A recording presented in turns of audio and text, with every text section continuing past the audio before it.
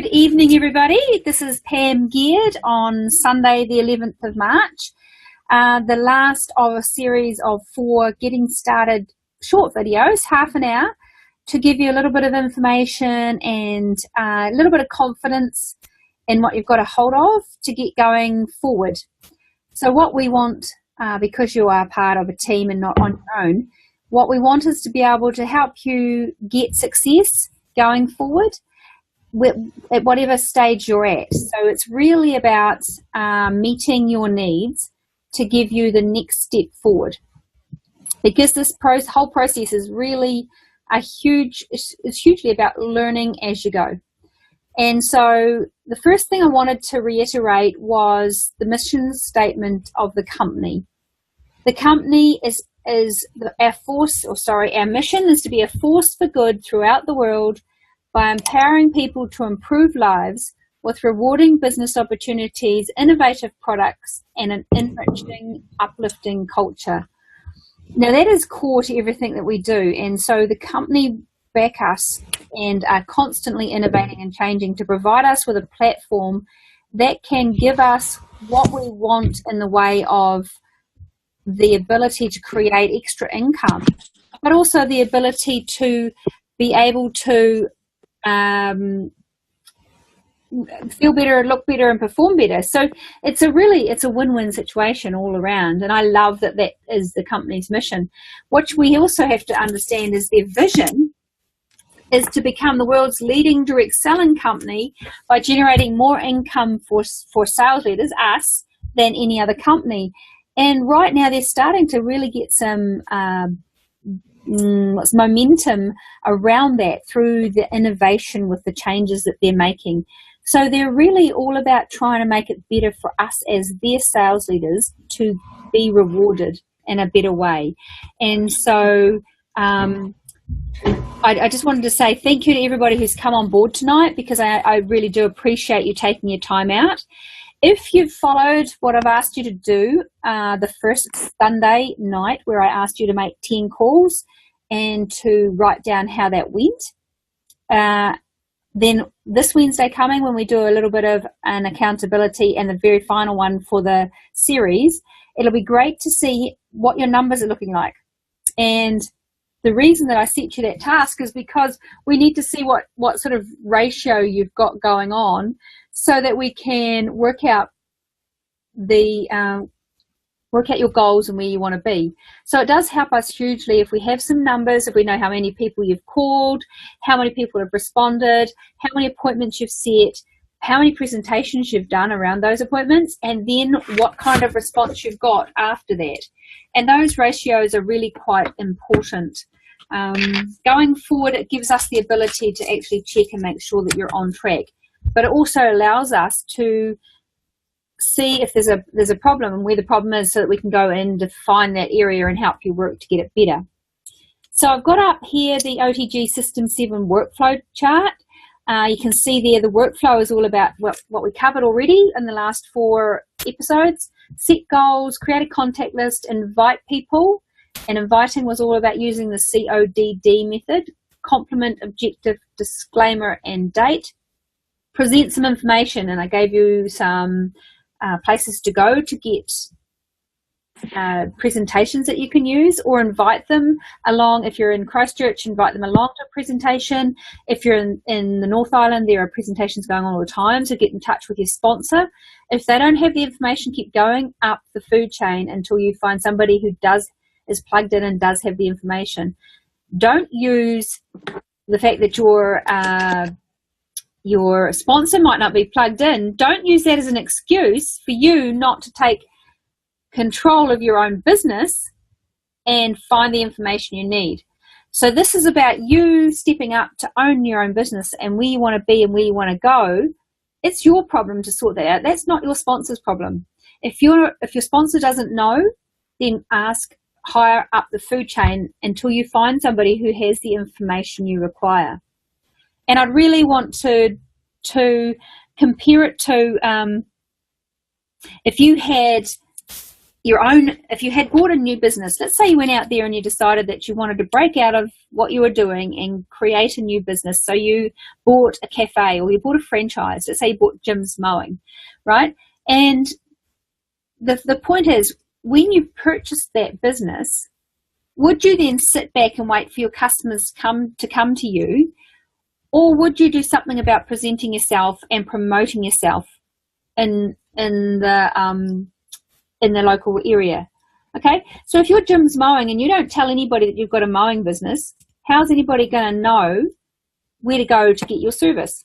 Okay, now if you open a cafe and you don't promote yourself, you don't have advertising out the front, you don't do flyers, you don't do something in the local magazine or something in the local area to promote or present yourself, or give away a free coffee for somebody who brings a friend in, whatever the promotion is, you are going to do something to make people come through the door, right? Because if you don't, what happens? You don't make money, right? Yeah. So if you looked at this business exactly in exactly the same way, then you need to understand that it's a process. It's about putting your business in front of enough people to create the numbers that will get you what you need going forward. And so I would challenge you all to go away and think about putting aside half an hour on a Sunday night or even an hour on a Sunday night, making 10 appointments. And now you'll note I said appointments, not phone calls. It might take you 20 phone calls to make 10 appointments. It might only take you 10 phone calls to make 10 appointments. You really don't know until you start making those phone calls. But I would challenge you all, if you did that every Sunday night, you made 10 appointments for the week, and then you confirmed on the day of the appointment, you always send a confirmation note to say, hey, looking forward to seeing you today at 2 p.m. at Ed Hopper's Cafe, right? It's professional. How many times do you get a text message now from your hairdresser, from your massage therapist, from your dentist, from your doctor, whoever that just confirms the appointment? That's what we're doing too. So be professional. Make a time to sit down to talk to people, and then always confirm the appointment on the day you make it. Because if you don't do that, you're leaving it open to chance that they won't turn up. And then you've wasted your precious time in your business. Okay, so you're better to have them say, oh no, sorry, I made a mistake, I haven't got that logged in which case you need to go back to when you first did the invite. Did you get them to lock it in their diary? Okay, so it's really important to be professional when you set an appointment, so that you say to them, hey, I've got that in my diary. Have you got it in yours? Would you like me to send you a reminder on the day, or are you good at remembering these things? It's okay to confirm an appointment at the time you make it. Now, because if you were going to your doctor or your dentist or somebody else, some other professional, physiotherapist, you wouldn't not turn up when you make an appointment because you're being professional. It's exactly the same with this business. So be professional when you make an appointment with someone and have an expectation that they are going to turn up. But don't be scared to confirm the appointment. Now, you can do that the day before if you want. I like to do it on the morning of, just to keep it in their head. And so it is one of those things that is just about being professional, all right? So just keep that in mind when you are making an appointment. It is super important that you confirm the appointment on the day of the appointment, just to remind them in case they forgot to put it in their diary, but also just to give them a nudge, and it gives them, if something's happened, gives them the chance to put it off so that you're not wasting your time. So that's really important to recognize that. So that invite, using CODD, present, and I've given you some of those websites to use, or get along to a presentation. And the best possible, the thing to understand is that it takes 4 or 5 exposures to different types of information before people actually start to make a decision. It is very unusual for someone to make a decision on the very first presentation. If they do, you'll probably find that they kind of flip-flop. They'll come and go very quickly. But it normally takes 4 or 5 times in front of different sorts of information before people will actually make a decision around that. So be aware that it's not an instant thing. It's not a show people the presentation and it instantly happens.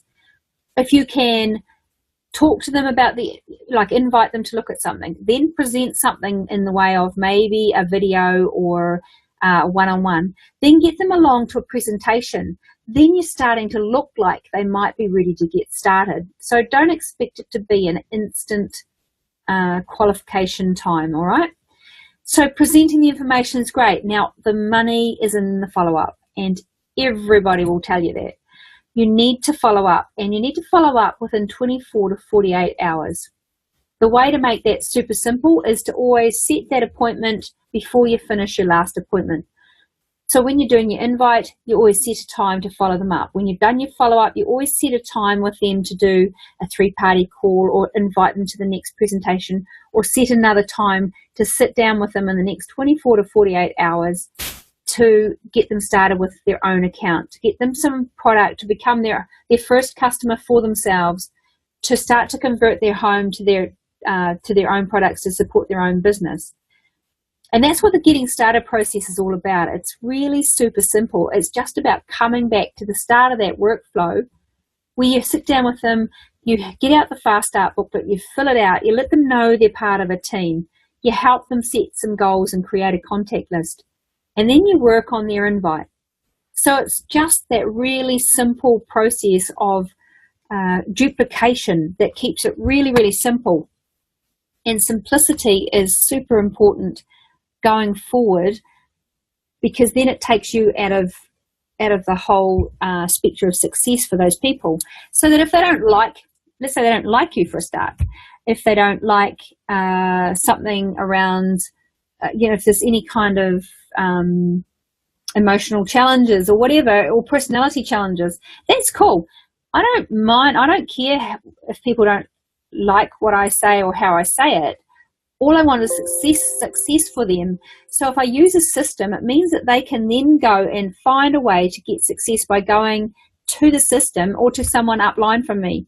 So I always make people aware of who else is in my upline that they can go to ask questions of. And so that's really important about not making it all about you. When it comes to growing a team and getting it bigger and supporting it and expanding it, it's really important not to make it all about you. You're here to help other people get success. And when you change your mindset about, oh, it's me, it's all about me, I've got to do this, I've got to get that, I've got to do the next thing. When you change that thinking and you get new skin in your blood so that you are completely 100% committed to growing a new skin business, and you then look to see how you can help others, because the more you can help others, the more success you're going to have anyway. So it's just a win-win for everyone around that. Okay, so it's really important to understand that part of teamwork will only help you hugely more when it's not about you. It's about helping others get success. Okay, just to wind up in the last 15 minutes, really wanted to make sure that you understand the close. So I said the follow-up. The money's in the follow-up. But if you can't, it's really also really important to get your close sorted out. And by close, I mean when you sit down and you've done a presentation, what do you do then? Do you just not say anything and hope that they're going to volunteer the information that you want? It's about asking the right questions once you've done a presentation so that you enroll them in the next step. Now, you can do a presentation and it can be the best in the world, but if you do not ask them a question to tie them into where they want to be and where they're going forward, it won't matter. Okay? You could do the worst presentation in the world, but if you ask them the right questions at the end of it, you will engage them and enroll them into the next step. So it's super important that you make sure you do the close after the presentation. All right. And that is about, I think, probably the best question to ask after they've seen, let's say they've watched a 5-minute video and you've called them to say, hey, what did you think? Right? Now, I would suggest that that's probably the worst thing to ask. Okay, it's great you've asked a question, but it's challenging because it doesn't give a positive connotation. So the best thing to ask after they've seen a presentation is, and write this down, please, because this is something that I've learned from my mentors. It puts people in a positive mindset, and it helps you going forward to know what to ask or what information to give next. You ask them, from what you've seen, what interested you the most? And then be quiet. Zip your lip and let them talk next. Okay? Because the next thing that they say, and keep your ears open, because the next thing they say is where you want to focus the information you next give them.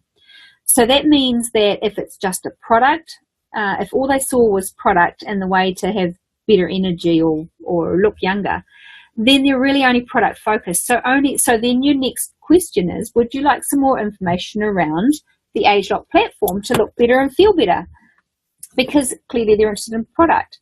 If they come back and say, well, yeah, I've been looking for a way to create some extra income, then you know that they're business orientated. So that's hey, that's great. Let's have a chat with my business mentor, and they're much more experienced than I am, and they can answer some of your questions and give you some, idea of what to go to do next. So that as a close after a presentation, that is super important. What interested you the most? If you're like Graham, what he says is 1 to 10, 10 being fantastic, what do I do next? 1 being, why did you even bother showing me this? Where do you sit? And if they're 5 and above, they're interested. It's just the level of interest that varies. Mm-hmm. If they're at a 6, then you say, what would take you to an 8? If they're at a 7, what would take you to a 9? And generally, when they're at that level, they are very interested. It's just about taking them to the next step to show them what would be required to get started. Okay. I just wanted to come back to the ratios, thinking about getting those numbers. If you're doing those 10 calls, 10 appointments, setting 10 appointments every week, you'll very, very quickly work out what your ratio is. How many phone calls you have to make to get how many appointments, to actually do how many presentations, and then from how many presentations you've done, how many people you get enrolled, either as customers or as business builders. That ratio is super important when you get going, so that you can work out your goals and what it takes to get going from there. And I'll come back to another thing, is about priorities. I get people who say to me, and numerous times, because busy seems to be the latest catch cry on things, who say to me, I'm too busy. I want to make a success of this business, but I don't know how I can fit it in. I'm too busy.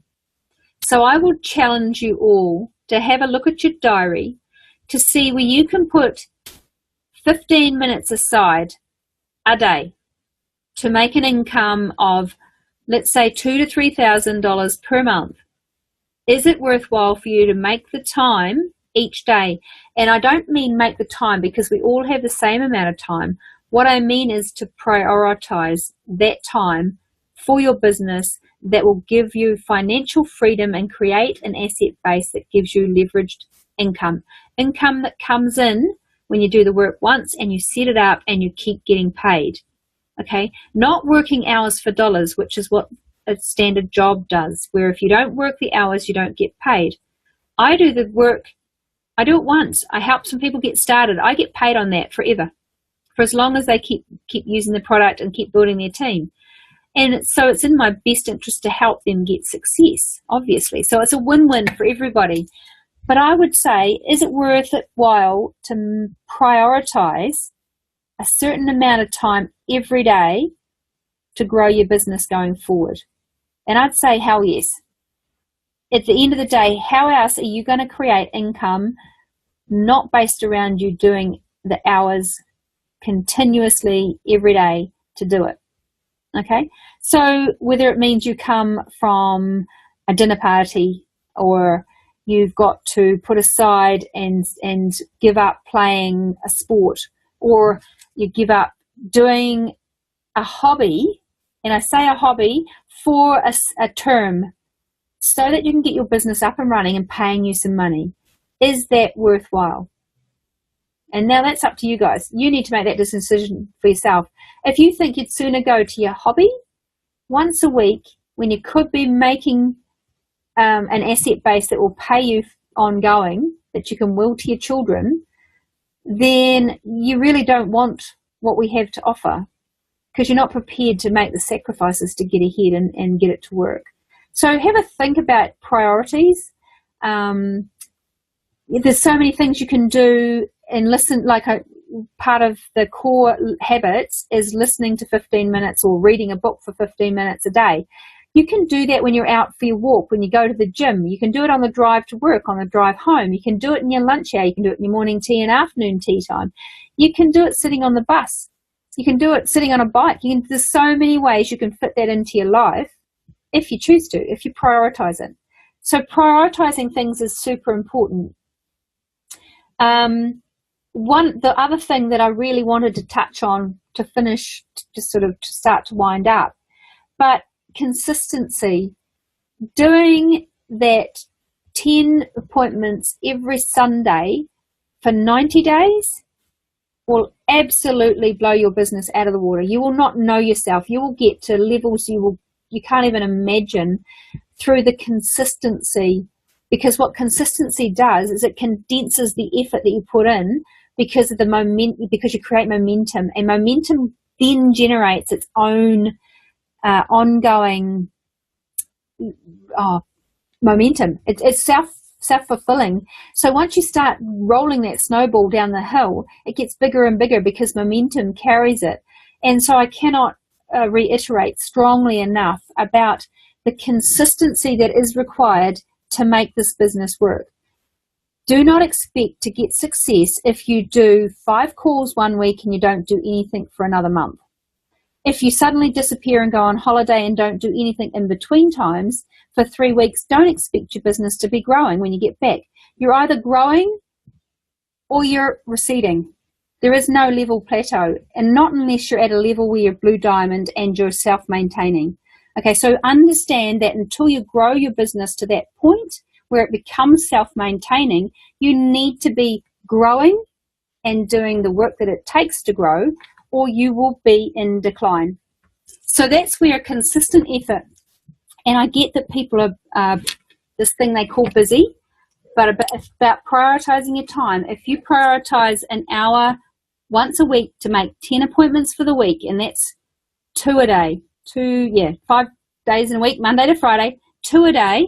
You can do that in a lunchtime. You can do that 1 at lunchtime, 1 after work. You can do a breakfast meeting. You can do it any which way you like. All you're talking about is sending them to some information and then following them up.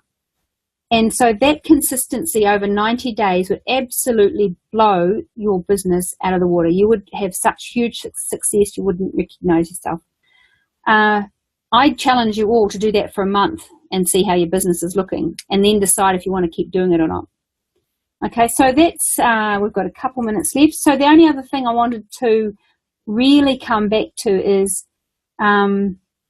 what is hard, and if hard is really, there are so many things in the world that are hard. When you look at the lives that some people live, I cry with how hard their life is. If you see hard as picking up the phone and sharing a wonderful opportunity for people to change their lives, to look better, feel better, perform better, to change the lives of their family and their friends, is that hard? I don't think so. What's the worst thing that can possibly happen to you? They might say no. Oh, boo-hoo, that's really sad, isn't it?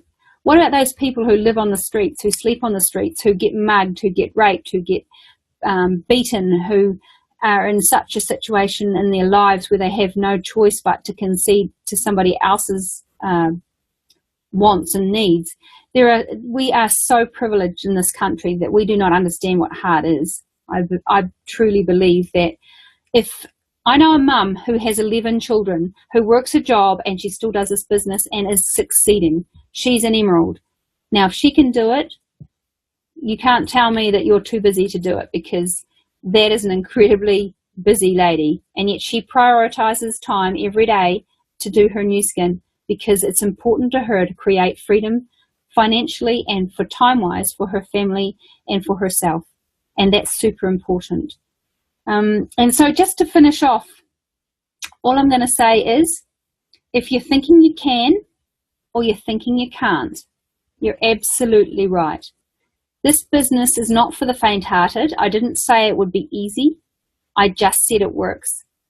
And that's, at the end of the day, your choice. And I would so encourage you, if you get just an inkling of what we're talking about, I just so encourage you to get alongside your business mentor or somebody upline from you who you can relate to, and lock shoulders with them and run with them and ask them for help. That's what we're all here for. So we're all about supporting each other to get success. So it's really important to find someone you can relate to. And it will mean you've got to get uncomfortable. It will mean you've got to get out of that comfy chair you're living in that takes you day by day where you are and where you're staying, because that's not where you want to be. You want to be somewhere way out there in the distance that provides you with all the time and money and freedom that you've ever desired, so that you can wake up every morning when you feel like it, so that you can spend every day with your children. You can take them traveling around the world. You can do all of those things that you really, really want to do, that you've put behind you because you've been told it's not acceptable. Your dreams are too big. What makes you think you can do that? So what I'm saying to you is, I give you permission to go out there and be as big and wonderful and bold as you want to choose to be, and use the system to help yourself create freedom for yourself and then for your family and your friends. And so by embracing that, I think that you've got a huge, huge ability to be the best thing you could ever be. And I wish you all the best for 2018. And I think it's fantastic that you've come along and listened in with me tonight. And thank you all for your time. Have a fantastic week, and just challenge you to get out there and make those 10 appointments every week. All right. Have a great night. Bye now.